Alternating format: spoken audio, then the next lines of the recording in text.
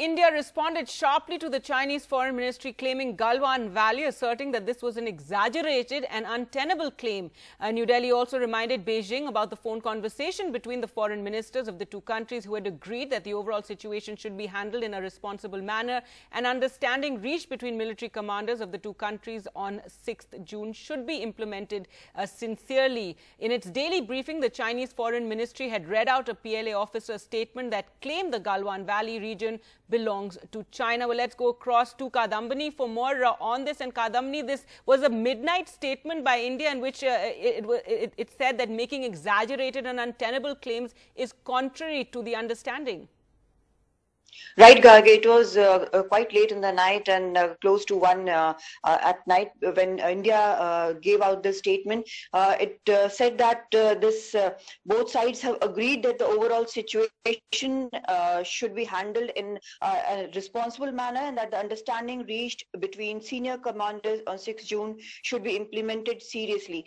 Making exaggerated and untenable claims is contrary to this understanding. So this was a very clear-cut and sharp statement given out by the ministry, even after the phone conversation which took place between EM Jaishankar and Chinese foreign minister, in which both the sides seem to be hardening their stance, but also left some room for diplomatic maneuvers.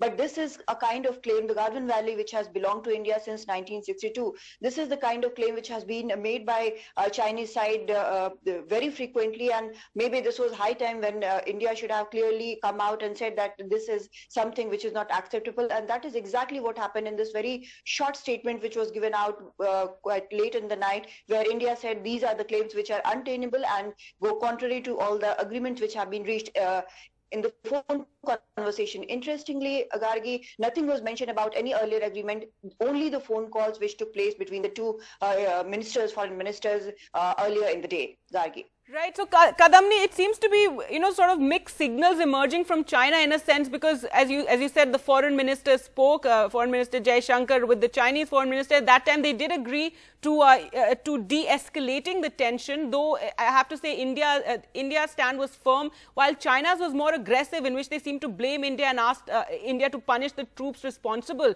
for Monday's clash. And then now you have this statement coming in, which was an obvious statement that is going to upset India, going to anger India, in which you're, reading out a claim of your officer where they're claiming Galwan Valley, and as you said, it was an area which was earlier not under any sort of contention. So clearly mixed signals emerging from China.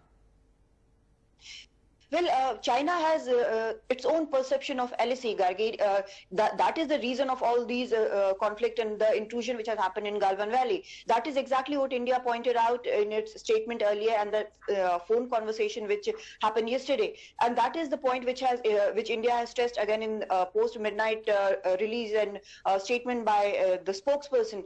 This is actually a hardening of stand by both the sides. If you read the Chinese statement about the phone call, you would see that they have asked, bizarrely, they have asked for punishment of Indian soldiers who were protecting their own land. But India has also hardened its stand and said that it is Chinese who have gone back on their acceptance of what was talked about in 6 June agreement. So India is also hardening stand, so is China, and Chinese side is claiming Galwan Valley. It was maybe high time, after they read out this PLA officer statement, that India should have come out with this statement about Galwan Valley, and that is exactly what India has done.